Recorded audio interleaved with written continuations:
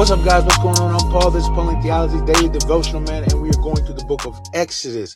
We are in Exodus chapter 4, verse 2 through 5. Exodus chapter 4, verse 2 through 5. If you haven't read it yet, go ahead, stop the tape, check it out, see what it has to say, come back, and we'll answer the questions, because we don't really read the scriptures together, but we discuss the scriptures, man. And so in order for you to kind of understand what's going on, you got to read them. You got to read them, man. And I want to encourage you to read the scriptures.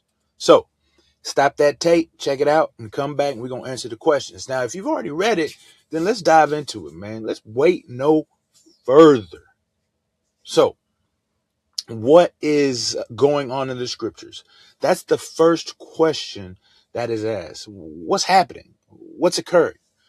Well, we know that earlier that Moses was told by Yahweh what exactly he's supposed to do. He was told by Yahweh that the people are going to believe him, but then he comes back with the question, what if they don't believe me? And then God, instead of getting angry, I think in the last episode I might have talked about how does that make you feel whenever you get asked questions that you've already given the answer to? How does it make you feel when you say something and people don't trust you in what you say? Isn't it kind of annoying? Isn't it kind of angry? Well, how does God handle this situation? How does Yahweh handle the situation of Moses saying these things to him, even after he told him that it's going to happen? He just gives him assurance. He says, check this out, man.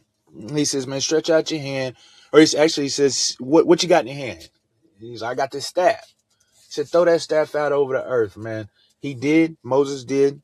And then when he did so, what happened? Well, it became a snake. He said he's seen the snake and backed up. He's like, whoa, whoa, whoa, whoa. I don't like snakes, man. I don't like snakes. So if that happened to me, that'd be crazy.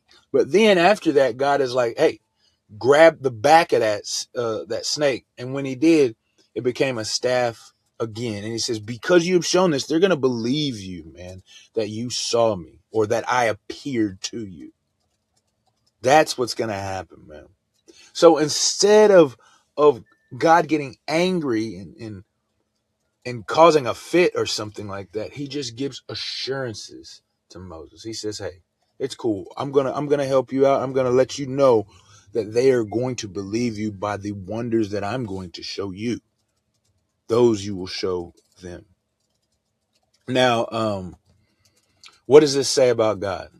I think it says that, first off, I think it says that God deeply cares for us, man, because he has a calming sense in his attitude to be able to help others to come to know him and to believe him and to trust him by doing things rather than getting angry when he stated himself and then already has shown a bunch of different abilities and powers that he has to be able to control and rule over all things. I mean, he's speaking through a burning bush and he's like, how am I going to believe you? Like, come on, dude. Come on, dude. I say that lightly because if that happened to me, what am I going to do? What am I going to say? But it just shows the enduring love that God has for us. It shows his infinite patience that he has. It shows us the patience of God to be able to handle that situation where someone who he has appeared to and revealed many things still doesn't believe it. That's what it shows. And I think that's awesome, man. It shows his loving kindness, his patience, but then his power. It shows the power of God to do wonders and miracles through the hands of Moses. Through the hands of Moses. Now, what does this say about mankind? I think it says that God uses us as instruments to carry out his purposes. You see, God could have done anything, but instead he says, see that staff in your hand, man, throw that on the ground. Boom, he did it.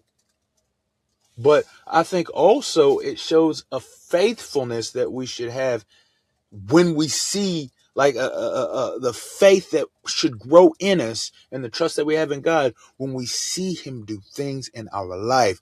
Because Moses stepped away from that snake afraid of it. But when God said, grab the back of the snake, he did it.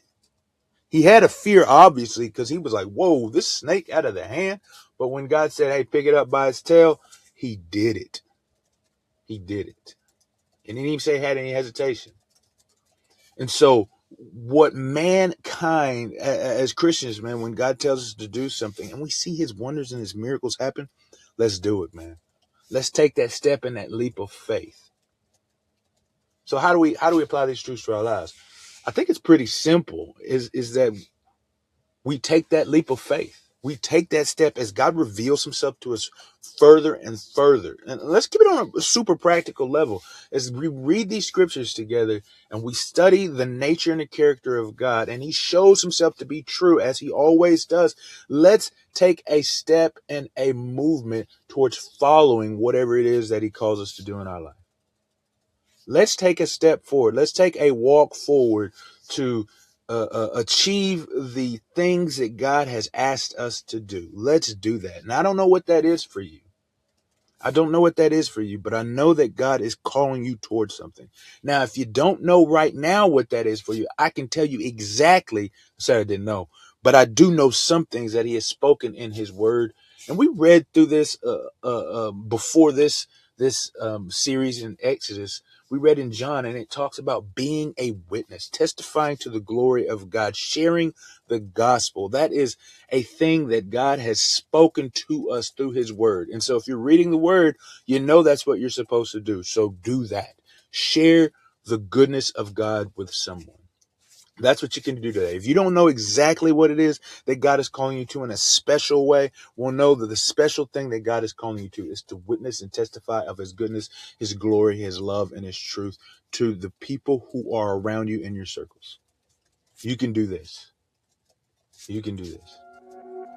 Hey, I appreciate you guys for listening, and I will see you in the next episode.